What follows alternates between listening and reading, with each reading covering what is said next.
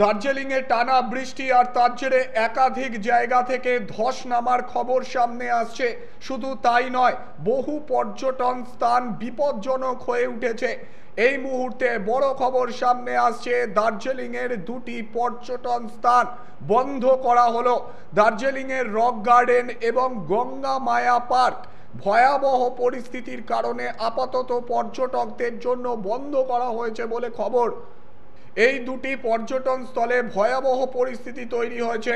পর্যটকদের নিরাপত্তার খাতিরে জিটিএর পর্যটন বিভাগের তরফে আপাতত এই দুটি পর্যটন স্থলকে বন্ধ রাখার সিদ্ধান্ত নেওয়া হয়েছে। একটি বিজ্ঞপ্তি জারি করে বিষয়টি জানানো হয়েছে জিটিএর তরফে।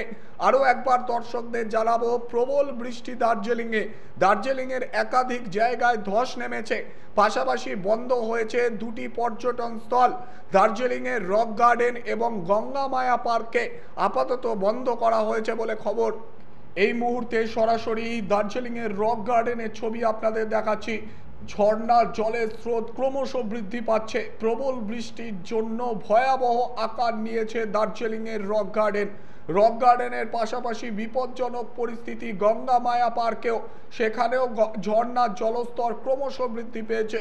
এর জেরে এই দুই কেন্দ্র কার্যত বন্ধ করে দেওয়া হয়েছে, এমনটাই জানা যাচ্ছে।